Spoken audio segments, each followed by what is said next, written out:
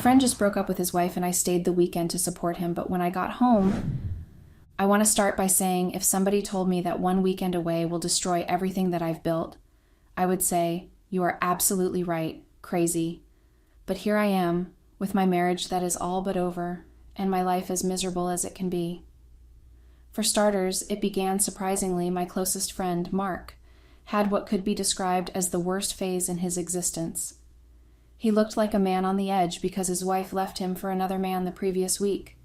I could not sit and watch him to be consumed by sorrow, and that was why I moved to his house during the weekend.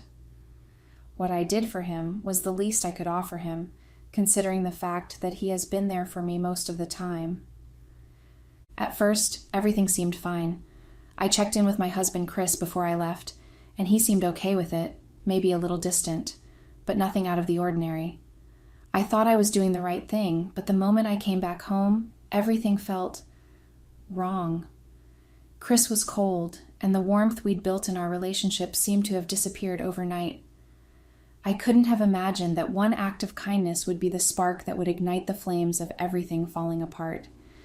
But it did, and now I'm left wondering how it all went so wrong. My name is Sarah. I am 26 years old, and I've been married to Chris for 4 years now. I remember that I had a strong feeling that we were made for each other when we were getting to know one another. He turned out to be the husband I had always dreamt of.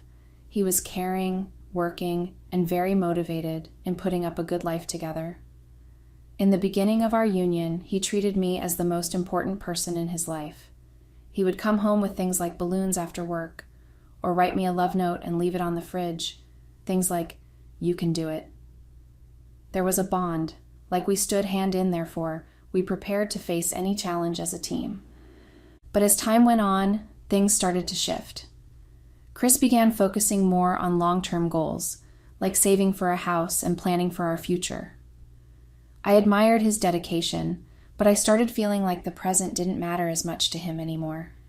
He was obsessed with making everything perfect down the line, even if it meant cutting back on things that brought us joy now. One of the first signs that we weren't as happy as we ought to be was when Chris asked where and how I was spending money. He wasn't jealous initially, but he always made me feel that I was wrong for having fun. Going shopping with friends, or just buying something for myself, always evolved into a discussion of its necessity. He'd say, "It's not how much you earn, it's how clear you are on the goals ahead of you." Though I agreed with him, there were moments that it was quite oppressive. Chris's intentions were good. He wanted stability and security for our future family, but it was hard not to feel like he saw me as irresponsible. I began to resent the constant focus on what we shouldn't be doing and started longing for the carefree energy we had before. I wasn't perfect either. I know I pushed back more than I should have.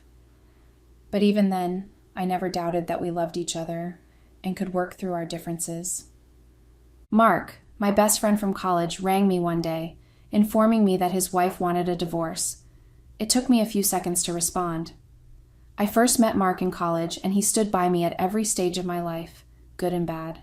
He seemed totally exhausted, and the idea of him suffering so much just made me want to dissolve in tears. I informed Chris on my decision to spend the weekend with Mark, and I expected him to be reasonable. But Chris's reaction wasn't what I expected. He wasn't outright angry, but I could tell he didn't like the idea. His questions about why Mark needed me and whether it was appropriate left me feeling defensive. I brushed off his concerns, chalking it up to irrational jealousy. Chris always worried too much, and I didn't think this was any different. I thought I was doing the right thing by being there for a friend. Looking back now, maybe I should have paid more attention to Chris's unease. But at the time, I couldn't see how this one decision would change everything. When I got to Mark's house, I began to appreciate the extent to which he was suffering. His neat, clean-shaven look was gone. His apartment was a wreck, and he looked weak, frail, and exhausted, as if he hadn't slept in days. A reliable friend who always had his life in order. Now Mark was standing in front, appearing lost, and unclear as to where to start with trying to fix his life. Mark's wife, Lisa, had blindsided him.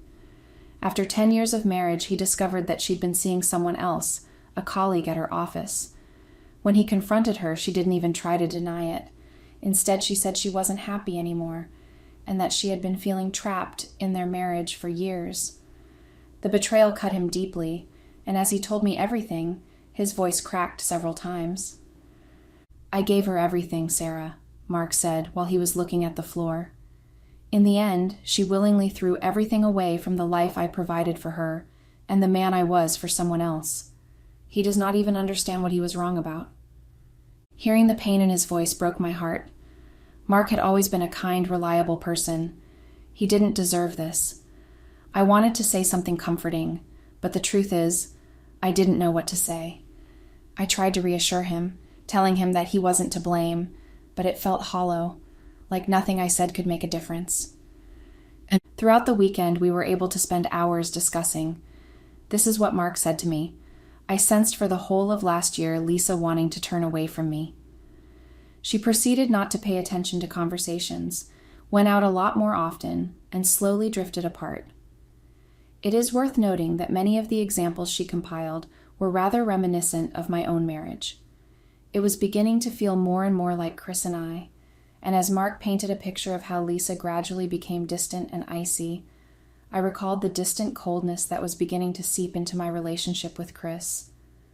Mark's pain hit a nerve I didn't expect.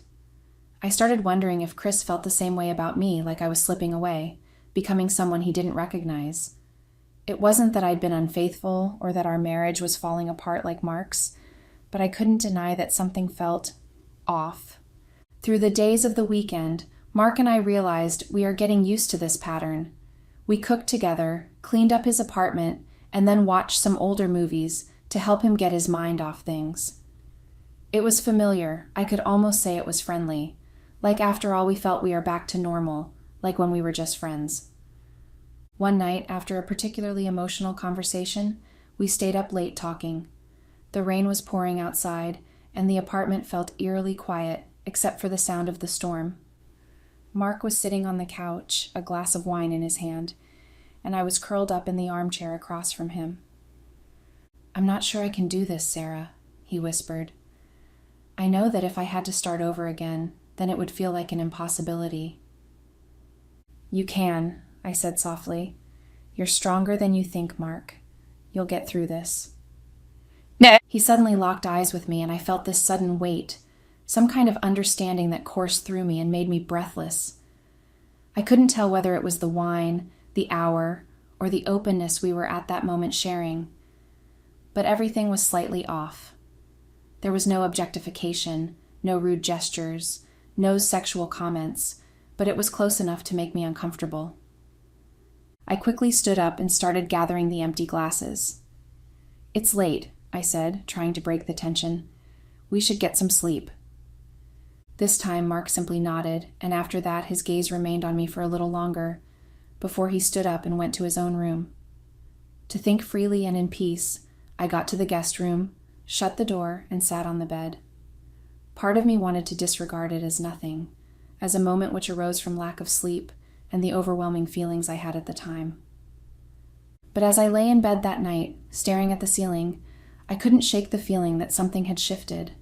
I didn't feel guilty, at least, not yet, but I did feel unsettled. I told myself I was just being a good friend, that I had done nothing wrong. Still, the thought of Chris popped into my mind. Would he see this as innocent? Would he understand why I felt the need to be here for Mark? The next day, I shrugged off the moment and tried to concentrate on what I need to do for Mark. The morning was mostly spent unpacking some of Lisa's things, which affected him more than I anticipated was going to happen. Once he came across an old honeymoon photograph of the two of them, and the crying resumed. I put my arms around him when his tears started, but when I tried to console, things were not the same. When the weekend finally ended, I hugged Mark goodbye and promised to check in on him. As I drove home, I felt a strange mix of emotions, relief that the weekend was over, guilt for feeling that way, and a lingering unease that I couldn't quite explain. I thought I'd done the right thing by being there for Mark, but a small voice in the back of my mind whispered that maybe I'd crossed a line, even if I didn't mean to. Sweeping the thought aside which tried to engulf me, I stepped into the driveway with the aim of only thinking and concentrating on Chris and our future. But at first I would feel that everything is fine and happy, but suddenly when I arrived home, I knew something was wrong. Chris was at the kitchen table, his face blank. And in that moment, the feeling of something wrong that I was experiencing turned into something much darker, into that sorrow I did not want to experience at all. When I walked through the door, I immediately sensed something was off. The house was too quiet. Chris was sitting at the kitchen table, his arms crossed, staring at the floor. He didn't look up when I came in. Normally, he would greet me with a hug, or at least a smile, but this time, there was nothing. Just silence. "Hello?" I greeted him a little too enthusiastically, my voice shaking just slightly. "I'm back." Chris finally looked up, his expression cold and unreadable. "How's Mark?" he asked, his tone flat. The question was completely unexpected. After thinking for a moment, I replied, "He's okay, I guess. Well, it has been a very difficult time for him, but I think he's going to get through it." Chris nodded slowly, still not breaking eye contact. "I bet it's been rough for him. Rough enough that you thought it was more important to be there for him than to be here." I could almost feel the narrowing of my throat when I heard his words. "Chris, you know why I went? Mark once again required someone, and I could not watch him struggle through everything by himself. You said you understood." "I said I understood," he repeated, his voice rising slightly. "But did you even think about how I felt? Do you know how it felt to be here all weekend, wondering why you're prioritizing another man over your own husband?" I was trying to find words to say something in reaction, but no words came out of my mouth. The word betrayal left an almost palpable cloud over me and refused to be erased.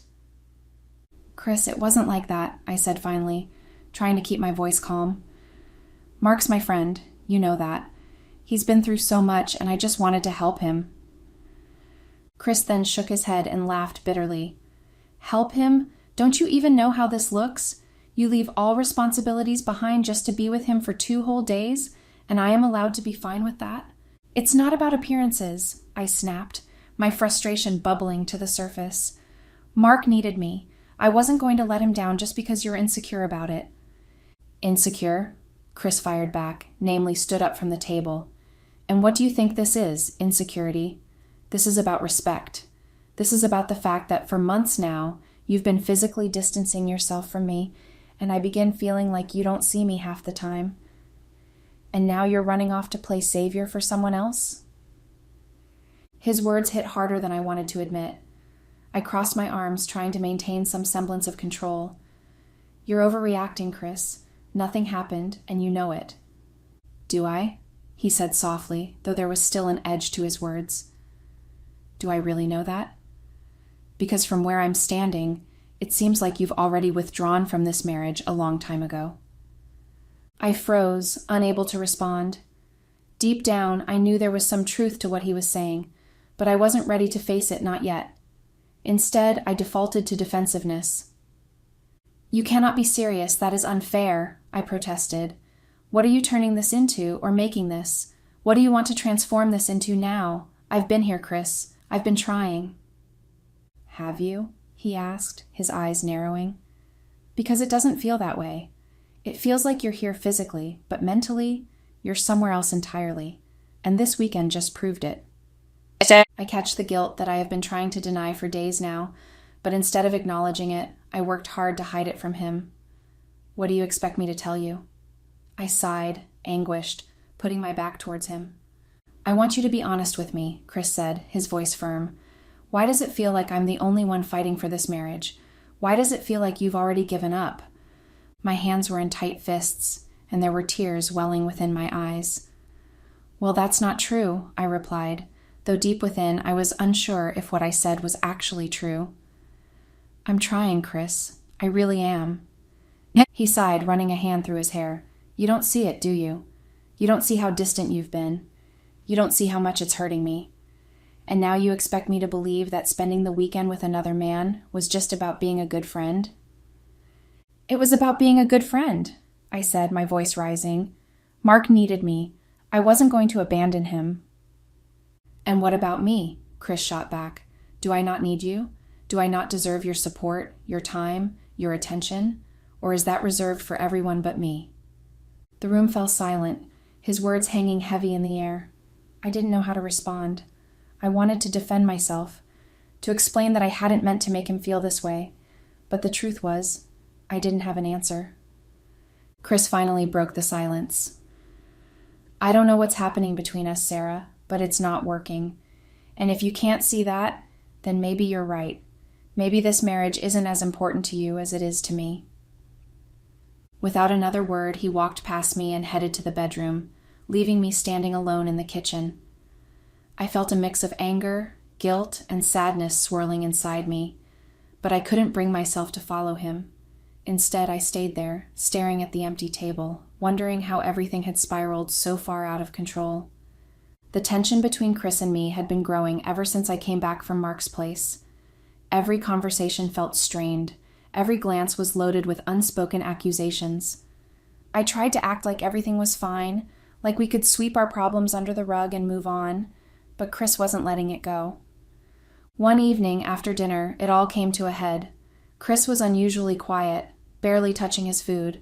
I could feel the weight of his gaze on me, like he was trying to hold back whatever he wanted to say. I finally broke the silence. Are we really going to sit here and pretend nothing's wrong? I asked, trying to keep my voice steady. Chris looked up, his expression cold. I think the real question is, are you going to keep pretending nothing's wrong? I felt my stomach drop. What's that supposed to mean? You know exactly what it means, he snapped, his voice sharper than I'd ever heard it. You've been distant for months, Sarah. You barely talk to me anymore. You shut me out, and now you expect me to believe that spending the weekend with another man was completely innocent? His words stung, and I felt anger bubbling up inside me. Mark is my friend, Chris. I've told you this 100 times. Why can't you just trust me? Trust you? He repeated, his voice rising. How am I supposed to trust you when you prioritize someone else over your own husband? When you disappear for an entire weekend and act like I'm the one with the problem? I was helping a friend, I shouted, standing up from the table. Mark was going through something horrible, and I was just trying to be there for him. Why is that so hard for you to understand? Chris stood up too, his face inches from mine. Because it's not just about the weekend, Sarah. It's about everything. You don't see it, but you've been pulling away from me for months. And now I'm supposed to believe there's nothing going on with Mark? Do you even care how that makes me feel? I felt my throat tighten, but I refused to cry in front of him. This isn't about Mark, I said through gritted teeth. This is about you trying to control everything I do. You're the one who's been pushing me away, Chris, not the other way around. His eyes narrowed, and for a moment I thought he might yell back, but instead, he let out a bitter laugh. You know what? Maybe I am the problem. Maybe I'm the fool for thinking you still care about this marriage. Those words cut deeper than I expected, but instead of softening, I hardened. You're unbelievable, I said, grabbing my coat. I'm done having this conversation. Where are you going? He demanded. Out! I snapped, slamming the door behind me before he could say another word. I didn't have a plan. I just needed to get out of that house, away from Chris and his relentless accusations. My feet carried me to the one place I knew I'd be welcome in Mark's apartment. When I knocked on his door, Mark opened it, looking surprised but not unhappy to see me. Sarah, what are you doing here? I needed to get out of the house, I said, my voice trembling. Chris and I had a fight. He stepped aside, letting me in. You look like you could use a drink, he said, gesturing to the couch. I sat down, feeling the weight of the evening settle over me. Mark poured me a glass of wine, and we started talking. At first it was about Chris and our argument, but the conversation quickly turned to Mark's own struggles. I don't know how you do it, I said at one point, my voice thick with emotion. You've been through so much, and you're still standing. I feel like I'm falling apart. Mark gave me a sad smile. You're stronger than you think, Sarah. Don't let anyone make you feel otherwise. There was something in the way he said it, the way he looked at me, that made my heart race. It wasn't just comfort. It felt like something more. I don't know what I'm doing anymore, I whispered, tears welling up in my eyes. Mark reached out, placing a hand on mine. You're just trying to find your way, he said softly. At that moment, the lines blurred. I didn't think about Chris or the consequences. I didn't think about anything. I leaned in, and Mark didn't pull away. What happened next was impulsive and reckless. It wasn't planned and it wasn't right, but it happened. I crossed a line I never thought I'd cross, and the weight of it hit me the moment it was over. I pulled away, my breath shaky. I shouldn't have. I need to go, I said, grabbing my coat and stumbling toward the door. Sarah, wait, Mark called after me, but I didn't stop. The drive home was a blur. My hands trembled on the steering wheel, and my mind raced with 1,000 thoughts. Guilt washed over me in waves, each one stronger than the last. How could I face Chris after what I'd just done? How could I even look him in the eye? When I got home, the house was dark. Chris was already in bed, and for the first time, I was grateful for the silence. I slipped into the guest room, unable to bear the thought of lying next to him. As I lay there in the darkness, the reality of what I'd done began to sink in. I'd betrayed Chris in the worst way possible, and no matter how much I tried to justify it to myself in the moment, there was no undoing what had happened. The guilt was suffocating, but it was nothing compared to the dread of what would happen when Chris found out. Because deep down, I knew secrets like this never stay buried for long. I thought I could bury what had happened with Mark, but guilt has a way of surfacing in the most unexpected ways. I tried to act normal, but everything about me must have screamed guilt. My nervousness, my refusal to make eye contact, the way I avoided Chris's touch. Chris wasn't stupid. He knew something was off, even if he didn't know what it was yet. It all came to a head one evening when Chris came home early from work. I was in the kitchen, scrolling through my phone, trying to distract myself from the weight of my own thoughts. He walked in, looked at me, and then said something that made my blood run cold. "Who's Mark texting you at this hour?" he asked, his voice sharp. I froze, my mind racing. I hadn't realized Mark had messaged me earlier, and I hadn't cleared the notification from my lock screen. Chris had clearly seen it. "It's nothing," I said quickly, shoving my phone into my pocket. Chris's eyes narrowed. "Nothing? You've been acting weird ever since you came back from his place? You avoid me, you barely talk to me, and now you're getting texts from him late at night? What's going on, Sarah?" "Nothing is going on," I insisted, my voice cracking. Chris wasn't buying it. He stepped closer, his voice rising. "Don't lie to me. I've been patient. I've tried to trust you, but this doesn't add up. Did something happen with Mark?" His words hit me like a punch to the gut. My heart pounded in my chest as I tried to find a way to deflect, but I was running out of excuses. "Chris, you're overthinking this," I said, forcing a laugh that sounded hollow even to me. "Mark and I are just friends, that's all." "Friends don't act like this," Chris snapped. "Friends don't make you avoid your husband. Friends don't send you texts that make you look like you've seen a ghost. What aren't you telling me, Sarah?" I could see the anger and hurt in his eyes, and it felt like the walls were closing in. I knew I couldn't lie my way out of this, but I wasn't ready to tell the truth either. "Chris, please, can we not do this right now?" I said, trying to walk past him, but he grabbed my arm, his grip firm but not painful. "No, Sarah, we're doing this right now. What happened?" I looked at him, my chest tightening as the words I'd been dreading finally spilled out. "I made a mistake," I whispered, my voice barely audible. Chris's face fell, his anger momentarily replaced by shock. "What kind of mistake?" he asked, though I could see in his eyes that he already knew. Tears streamed down my face as I choked out the words. "It was just one time. I didn't mean for it to happen. I was upset, and I wasn't thinking." "You weren't thinking?" Chris shouted, his voice filled with fury.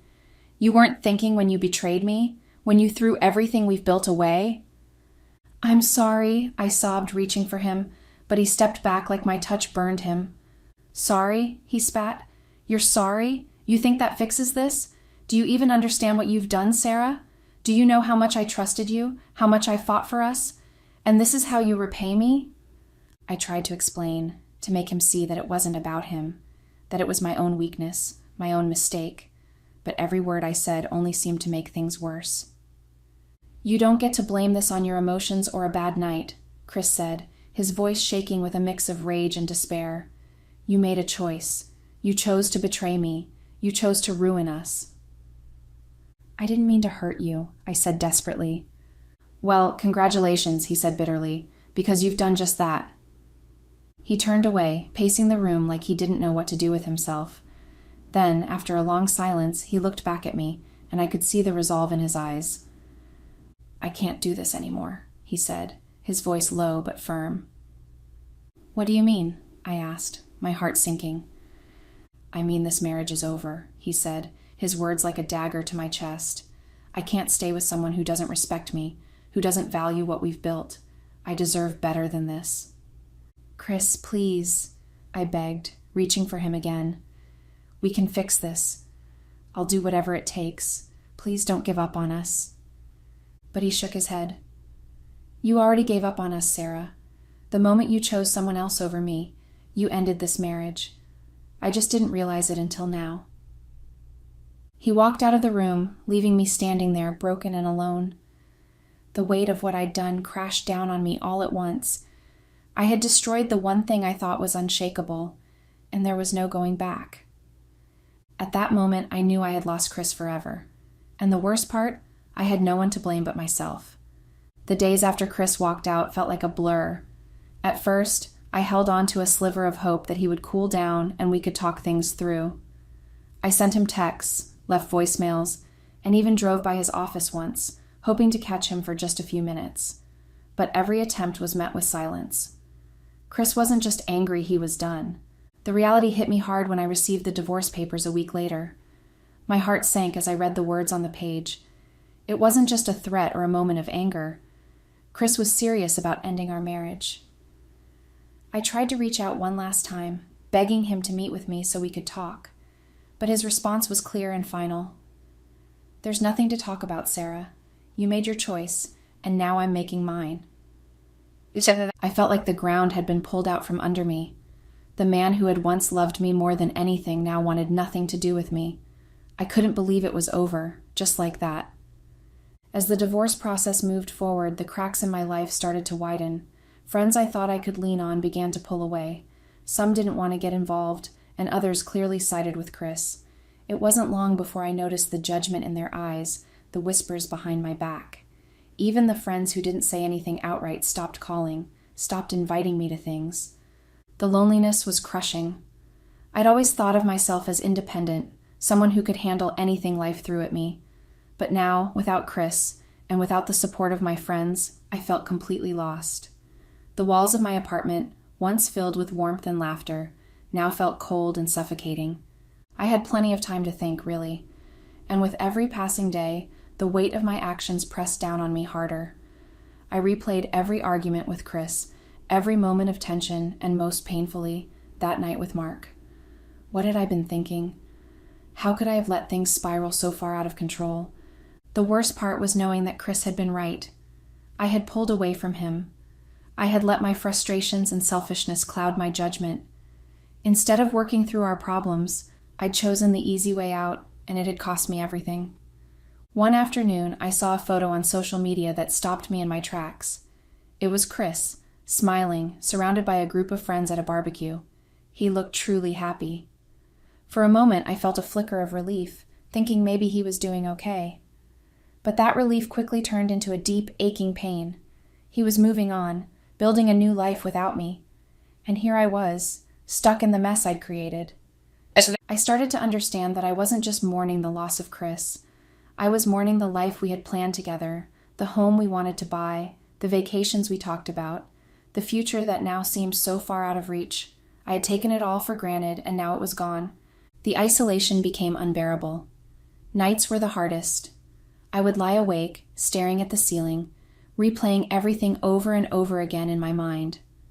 I wanted to believe that things would get better, that I could rebuild my life, but I didn't know where to start. The loneliness, the guilt, and the regret felt like they were swallowing me whole. I realized too late that some mistakes can't be undone. Some bridges, once burned, can't be rebuilt.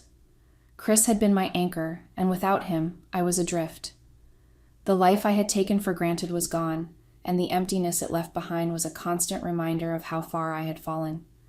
And the cruelest part? I had no one to blame but myself. Update. It's been 6 months since the divorce was finalized, but it feels like a lifetime. Chris has moved on so effortlessly, it seems. I see glimpses of his new life through mutual friends or social media. He's thriving, and it's clear that he's happier without me. The hardest part was seeing a picture of him with someone new.